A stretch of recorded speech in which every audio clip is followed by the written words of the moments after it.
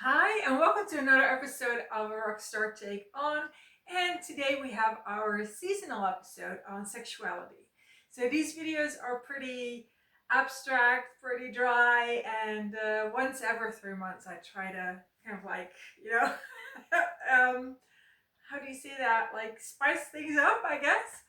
Um, or to just provide for some variety. So these videos have two rules. One is video is 10 minutes. The other one is I can't prepare. And yeah, I actually did prepare a little bit because this is the second time I'm making the video, and it kind of like ties into so the preparation was the first time I recorded it. And it kind of like ties into the topic or the angle that I want to use this time, because I'm going to talk about sexual journeys. And journeys, pretty much like making the video, um, it always takes longer than you anticipate, and you get obstacles or impediments on your way that you didn't anticipate either, and it's not always fun. So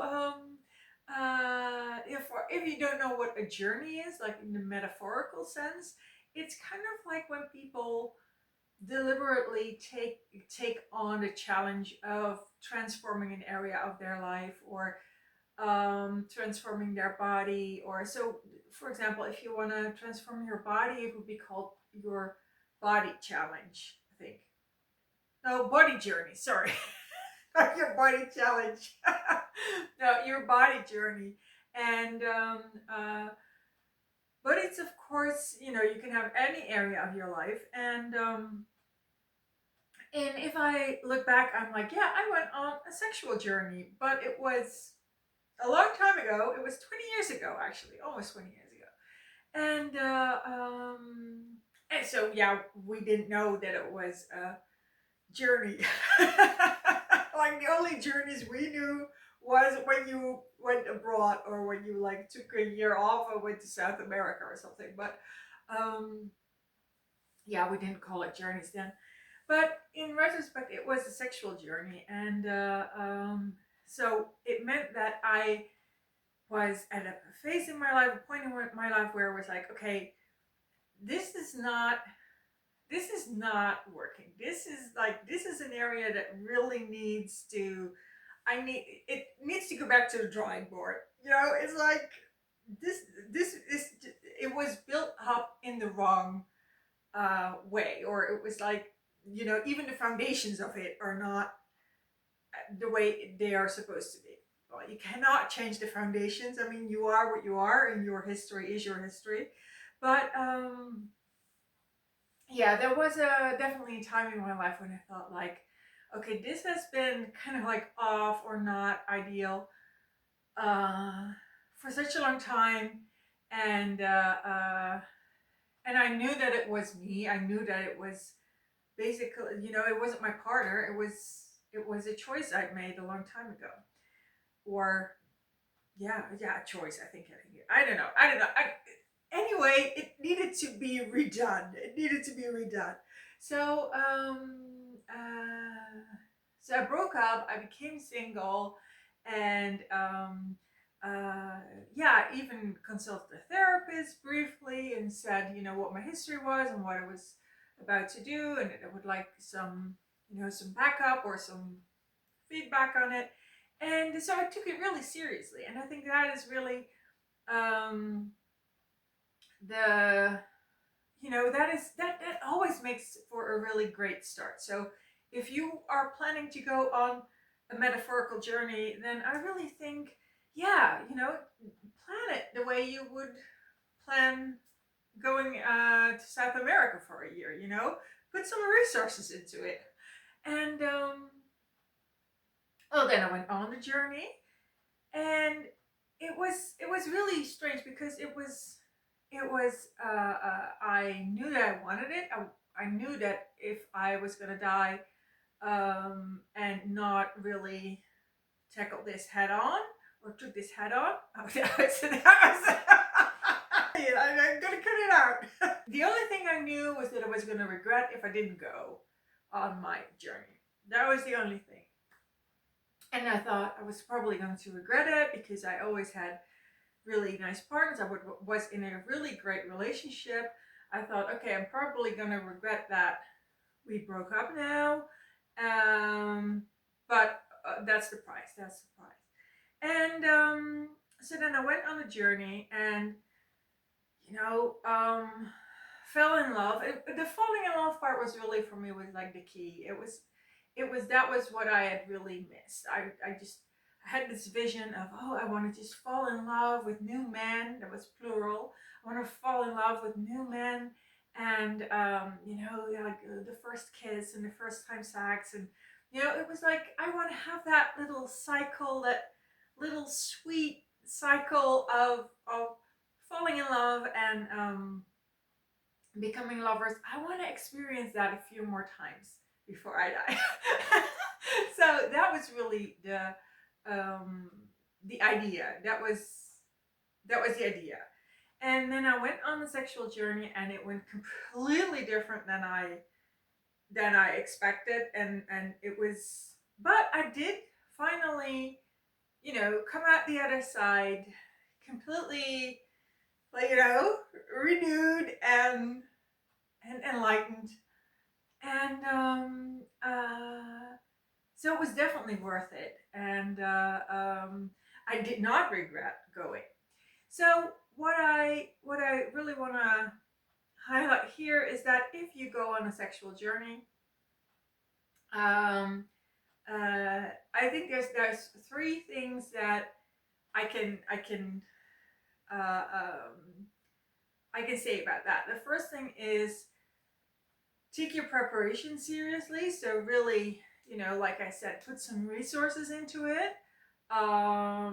This is also the first time where you're going to feel the pushback from people around you. So people kind of like not agreeing with you ending another relationship, or people not agreeing with you putting resources into it, or, you know, kind of like that's the first pushback that you're going to experience from your surroundings. And it's the first time that you have to go stand up for yourself and yeah, really make it happen. You know, it will be your first knee-jerk reaction will be to just, you know, put the whole idea in the trash bin. The second thing is that in all journeys, what you're going to conquer are your own fears, are your own limitations. And so that's in every journey, and in the sexual journey, it is also very much about kind of like you brushing up against or bumping in against um, society, you know, the expectations that society has, and um, all the invisible rules and people around you who have accepted you, and now it becomes very clear on what conditions they had, what conditions they have to interact with you. You know, how far are you able or are you allowed to discover yourself, to go on this journey.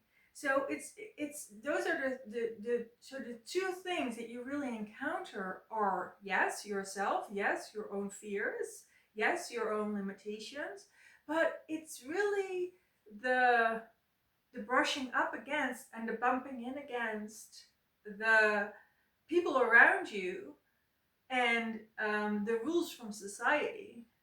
For example, if you have, like, you know, a party at the office and everybody brings their significant other, and you don't because you broke up and you're on a sexual journey, that's kind of like where your sexual journey ends up, in the middle of your workspace, you know? So it's because you don't have that other person next to you. So it's that is really what I can really say about if you would go on a sexual journey. It's yes, it's everything that you anticipate, but this was really the part that I did not anticipate. So if I look back, I say that yes, I went on a sexual journey. Yes, there were things inside me that kept me from, exploring or experiencing what I wanted to experience.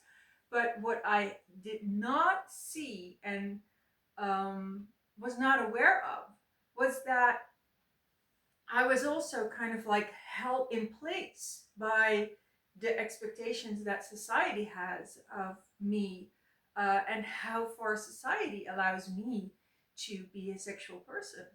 And that's not just for women or that's not just for women.